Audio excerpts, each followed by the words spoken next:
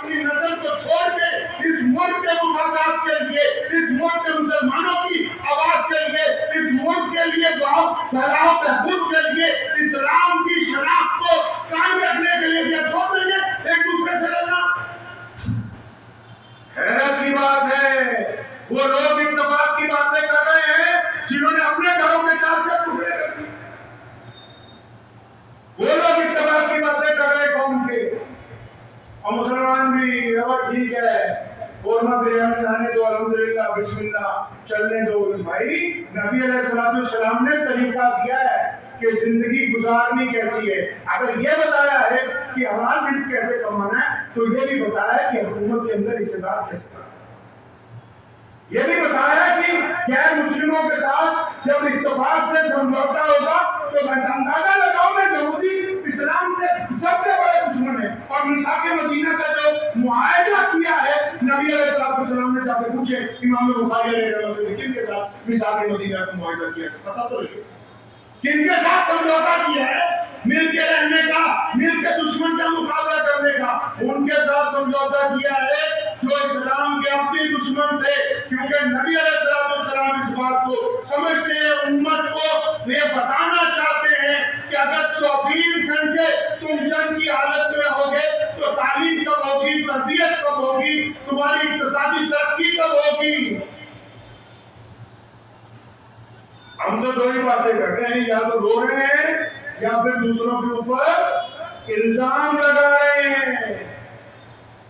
وہ کہا نا کہ چمن کے وہ خود پرست مالی جنہیں خزاں راس آ گئی ہو.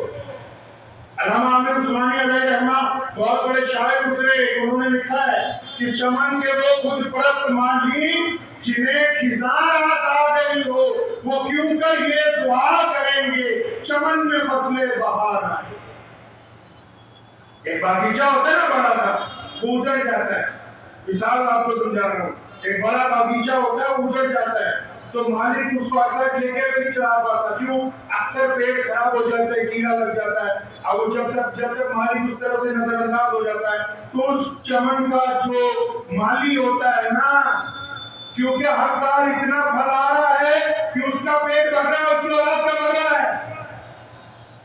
بات سمجھ میں آ رہی ہے نہیں؟ چمن کے وہ خود پرست مالی جنہیں خزاں راس آ گئی ہو، اس کو اجڑے ہوئے چمن میں سے ہر سال اتنے آم اتر رہے ہیں، اتنا شہد مل رہا ہے، اتنی چرانے کو لکڑی مل رہی ہے کہ یہ چاہتا ہی نہیں کہ چمن میں اب بہار ہے، اس سے لوگوں کو فائدہ ہو، مالک کو فائدہ ہو. نہیں، چمن کے وہ خود پرست مالی جنہیں خزاں راس آ گئی ہو وہ کیوں کر یہ دعا کریں گی چمن میں فصلیں بہار آئے. متاع گلشن کچھ ایسی ماں کی میرے وفادار دوستوں نے نہ ان کے دامن میں پھول پہنچے نہ میرے دامن میں خار. ایماندار لوگوں کی ضرورت ہے، ملت اسلامیہ کو بھی، اس دیش کو بھی. یہ رونا چھوڑ دو کہ جی فلاں سیاسی پارٹی نے یہ کر دیا، فلاں نے یہ کر دیا. تمہارے لوگ کہاں ہیں جنہوں نے پارلیمنٹ میں بیٹھ کے تمہارے حق کی بات کرنی ہے؟ وہ لوگ کہاں ہیں جن کو ویدھان سبھا میں بھیجنا تھا جو تمہارے حقوق کی بات کرتے؟ اس وقت تو بڑی عقل کر کے کہتے ہو کہ ہمیں تو ہمارے برادری والوں کو ووٹ دینی ہے، ہم تو اپنی برادری کے باہر نہیں جا سکتے. یہ کس نے سمجھایا؟ کیوں چپ ہے سارے ملک کی بات؟ کیوں چپ ہے مسلمانوں کے لیڈران؟ ایسے ایسے لیڈران ہیں جو مسلمانوں کو مسلمان ہرانے کے لیے اپنے امیدوار کھڑے کرتے ہیں. قربان جاؤں تمہاری قوم کی ہمدردی پر، تمہارے چہرے پر جس کے پیچھے ایک خطرناک شیطان چھپا ہوا ہے جو ملت اسلامیہ کا نام لے کے ملت اسلامیہ کی جڑیں کھوکھلی کر رہے ہیں. یہ تمہارے ہمدرد نہیں ہے، یہ بے ایمان لوگ ہیں جن کو اپنے مقصد کے ساتھ. پیارے نبی علیہ السلام نے اس بات کو یاد رکھنا. مسلمانوں میں بڑی ایمانداری کے ساتھ یہ بات آپ کو کہہ رہا ہوں کہ مسلمانوں کو نبی علیہ السلام نے صرف مسلمانوں کو ہی نہیں دنیا کے غیر مسلموں کو بھی عزت سے جینے کا راستہ عطا فرمایا ہے، روشنی عطا فرمائی. آپ معاہدے پڑھو تو صحیح نبی علیہ السلام نے کیا انقلاب فرمائی دیا. یعنی دو بڑے معاہدے کی ساتھ مدینہ تھا. صلح حدیبیہ کا جو کیا نبی علیہ السلام نے، اس کے لیے اس میں مسلمانوں کے لیے بھی امن ہے، غیر مسلموں کے لیے بھی امن ہے، مسلمانوں کے لیے بھی سکون ہے، غیر مسلموں کے لیے بھی سکون ہے، مسلمانوں کے لیے بھی ترقی کے راستے کھلے، غیر مسلموں کے لیے بھی ترقی کے راستے کھلے. اپنے دین کو پڑھو تو صحیح کہ کس طرح ممکن ہے کہ آپ گھر کے معاملات کے اندر دین کے اوپر چلیں گے اور سیاست کے معاملات میں آپ دین کو چھوڑ دیں گے. آپ کو پتہ ہے اچھے اچھے مسلمان لیڈروں نے نبی علیہ السلام کی سیاست کے پہلو کو نہیں پڑھا، پتہ ہی نہیں. کوئی بھی بول دیا الگ ہوتی ہے جی، سیاست الگ ہوتی ہے. اچھا، بغیر دین کے پوری کائنات میں اسلام پہنچ گیا بغیر سیاست کے؟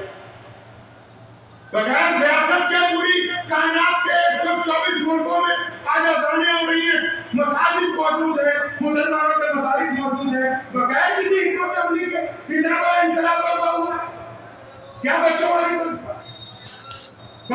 حرکتیں کہ جو ہم کہہ رہے ہیں وہ ٹھیک ہے؟ نہیں بھائی، جو محمد رسول اللہ صلی اللہ علیہ وسلم کہتے ہیں وہ بات درست ہے. میرا کہنا بھی غلط ہو سکتا ہے، آپ کا کہنا بھی غلط ہو سکتا ہے. جو رہنمائی پیارے محمد علیہ السلام نے عطا فرمائی وہی ہمارے لیے سیدھی رہنمائی ہے. سب طریقے بتائے کہ مکی زندگی میں کیسے رہنا ہے، مدینے کی ابتدائی زندگی میں کیسے رہنا ہے، بدر کے بعد ہلاک ہوئے کیسے رہنا ہے، احد کے وقت ہلاک ہوئے کیسے رہنا ہے. فتح مکہ کے بعد نبی علیہ السلام نے بتایا کہ ہمارا اصول کیا ہوگا.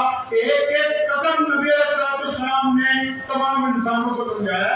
ہم نے تو کہا نہیں، بس دین تو نام ہے، بچہ پیدا ہو کان میں اذان دے دو، پھر اس کا عقیقہ کرو، پھر اس کا نکاح کرو، پھر اس کا ولیمہ کرو، پھر اس کا جنازہ پڑھاؤ، بس اس کے بعد ہمارا دین جو ہے ختم ہو جاتا ہے. باقی کاموں کے اندر تو ہم دین کو پوچھنے کے لیے تیار ہی نہیں ہیں کہ محمد رسول اللہ صلی اللہ علیہ وسلم چاہتے کیا.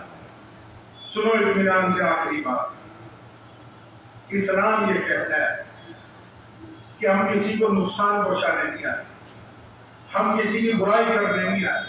اسلام کی 1400 سالہ تاریخ میں ہم نے کسی مذہب کی برائی نہیں کی. ہم نے کیا کیا پتہ ہے؟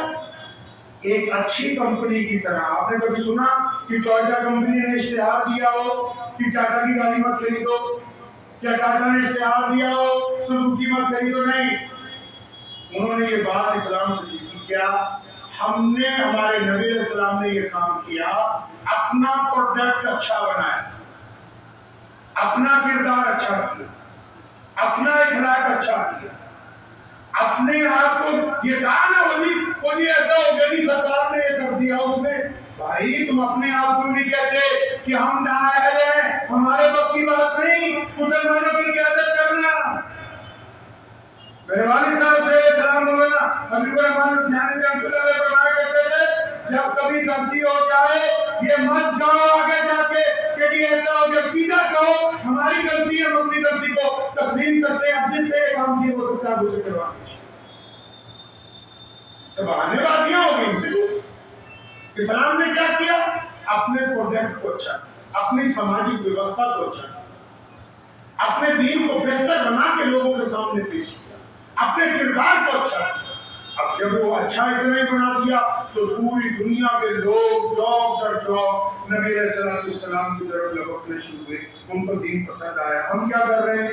ہم بہانے ڈھونڈ رہے ہیں. ہمارے پاس اچھے لوگ ہیں، مسجدوں میں بھی اچھے لوگ ہیں، نوجوانوں میں بھی اچھے لوگ ہیں، دیندار ہیں، سمجھدار ہیں، سوجھ بوجھ والے ہیں، لیکن بڑی چلاکی کے ساتھ چند لوگوں نے اسلام کو 2 حصوں میں بانٹا اور یہ کہنا شروع کیا کہ دین اور چیز ہے، سیاست اور چیز ہے. یاد رکھو جب تک اتفاق نہیں ہوگا، اتفاق نہیں ہوگا، دین اور سیاست کے مزاج میں اتفاق نہیں ہوگا تو آپ ترقی کیسے کریں گے؟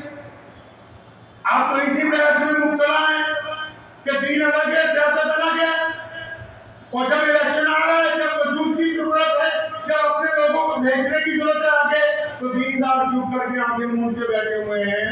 نبی علیہ السلام نے تمام کام مسجد میں نہیں کیے. آپ صلی اللہ علیہ وسلم کی اکثر زندگی جو ہے وہ مسجد نبوی سے باہر گزری ہے. اب جب ضرورت ہے تو جناب علی کہ ہمارا تو یہ کام ہی نہیں. अच्छा, जब मस्जिद को काम की जरूरत पड़ी, जब मस्जिद को